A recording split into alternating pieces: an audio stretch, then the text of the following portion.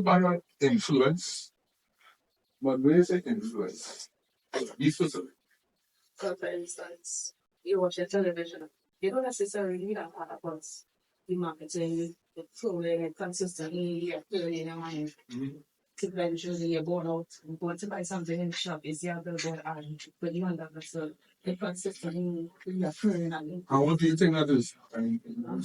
Yeah. Another example was like Haagen-Dazs. You remember ice cream commercials, they kind of sexualize the ice cream in their campaign because that was something, the people could have and we know that ice cream is not sexy when you put on the date, but they have to change the perception of it. And a lot of their commercials will see women eating and people eating, and it's just like pure bliss and joy, and what's to get that emotion, Yeah. out. And sex sells, Yeah. but not actual sex. Yeah. So when you go first, right, and you see persons advertising new rum or new drink, most of the times is women who are looking sexy, skimpy clothes, and providing this drink, providing that service to you. So what I'm trying to get at is that if people buy emotion and then tie back into luxury, someone walking into Unicomer Optical, how would you drive that emotion to them?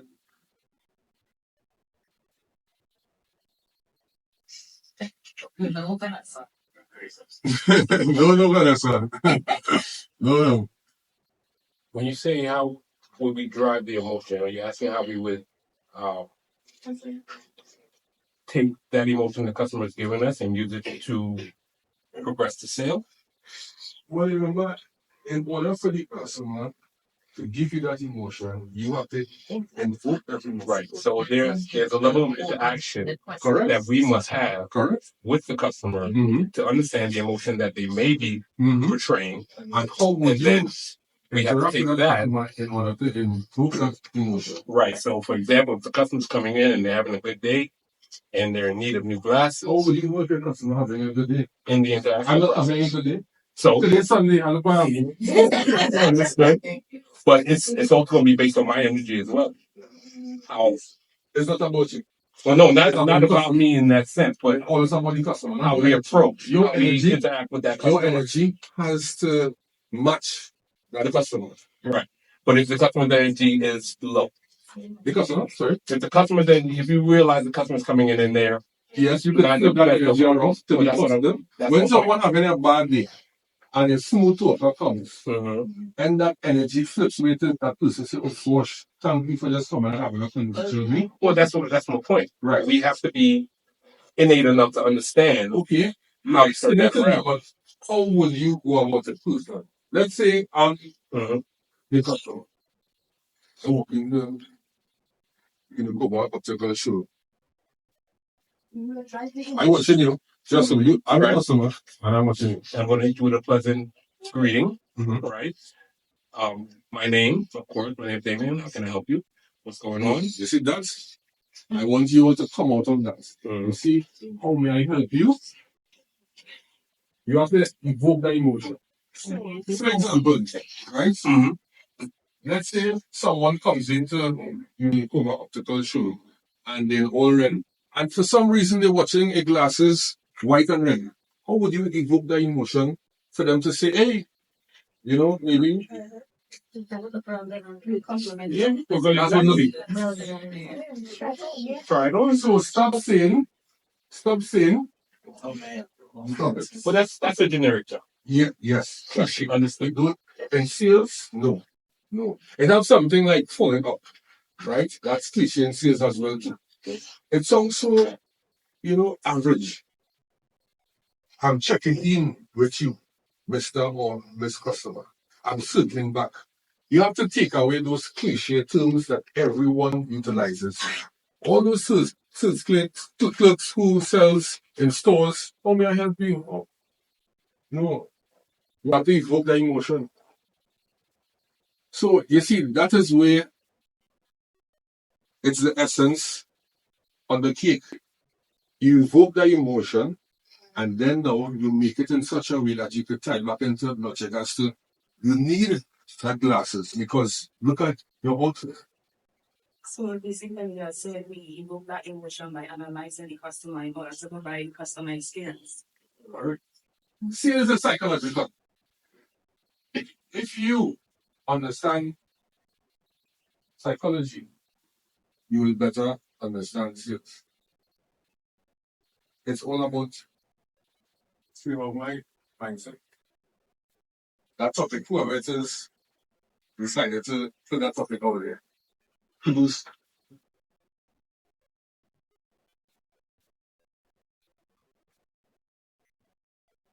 all right. This is interesting, you know. Effective sales techniques. Understanding the sales cycle framework. The sales cycle consists of 7 critical steps from lead qualification, closing the deal, and maintaining client relationships. Everything in life is all about structure. And if you don't have structure, it crumbles. So, with the 7-stage sales cycle, what do you think would be the first stage? Determine the customer needs. Sorry? Understanding the customer needs. Okay, understanding your customer needs. Who is your customer? Identify the customer. Identify the customer. So you see where when it is that you have structure, it creates creativity. I think that's something that we will have to juggle. Structure creates creativity. Structure brings creativity. So when you have your 7-stage sales cycle, you can understand how do you go about targeting. Because so basically you are finding the right leads, which is something called as your ICP, ideal customer profile. Because the only industry really to me that targets everyone is the cleaning industry. And why do you think so? Sorry? Because it's needed everywhere. Correct. So who is your ideal customer profile in the business that you're in? Someone that needs glasses. So how do you know who needs glasses? Do you have a system in place to know who needs glasses? I'm not sure if I need glasses, but I don't mind going and test my eyes to see if I need glasses. So, you know, in essence, you could target basically anyone. You know why? Because you're not sure if you need glasses. So everyone is a potential customer. How do you obtain your leads individually? Yes, you may have a system in place to obtain your leads, but you may have to wait on it on a weekly basis. But you always want to have a pipeline full of leads so that you don't have to wait at the end of the week for leads. So how do you consistently have your pipeline filled that is overflowing with leads that you just every day fill your needs? How do you do that?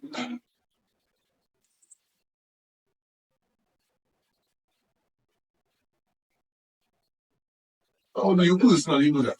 Prospective, different sources, different avenues. Okay. Something simple like walk in and you're looking for stores here, interacting with persons within the stores, the main stores, monitoring persons' behavior, seeing, let's say someone having a view, reading a sign, someone about looking glasses. On a day-to-day basis, you always have to be prospecting and looking at different pools. I love that. Every day you have to be prospective. Every day. prospecting is something that most people tend to get difficulty with because they don't know how to go about it. The first engagement, the first 5 to 10 seconds with your potential customer will either make you or break you. And the words that come out your mouth. So do you, for example,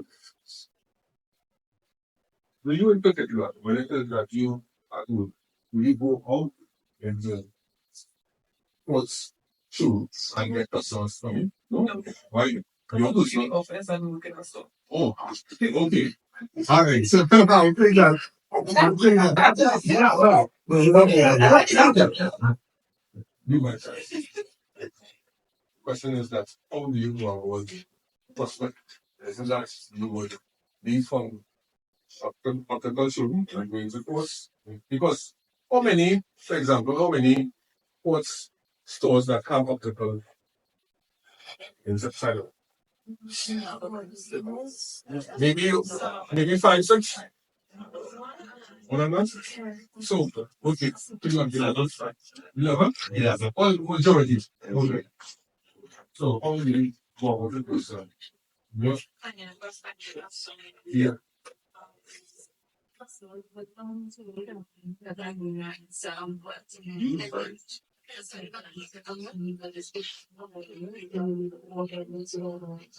So you don't do it. Okay. So, but okay. I don't know. So you are most valuable in an organization. Yeah. Alright.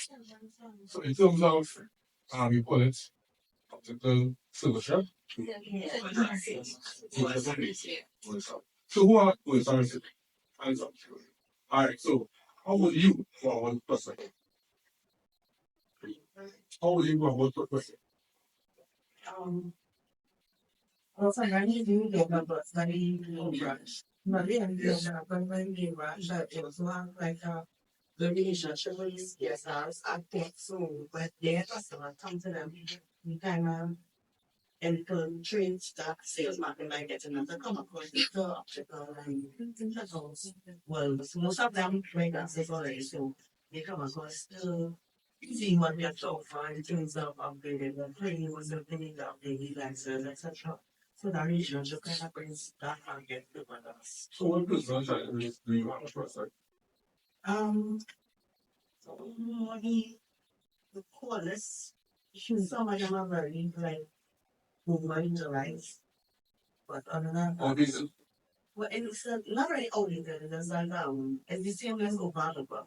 So if I like you call one customer multiple times first, contact center, calling myself, I call and the same person, or even sometimes trying to get persons who have called initially to come in and never clean and try to get them to the man. They always find that ways to shy away from me. in other words, zoning. Yeah.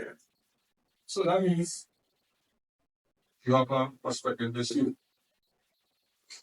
How do you obtain leads that are considered new leads, that are considered leads who will really have interest? Who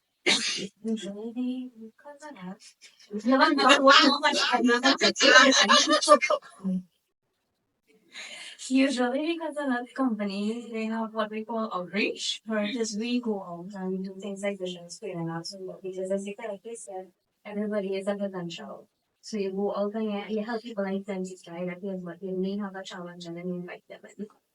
okay. So That's what the thing with who have any issues with the prospectiveness that may be considered to you outdated because it's like your co-workers, they calling and it's like customers saying no because so many calls from who have any issues with that. That's reason.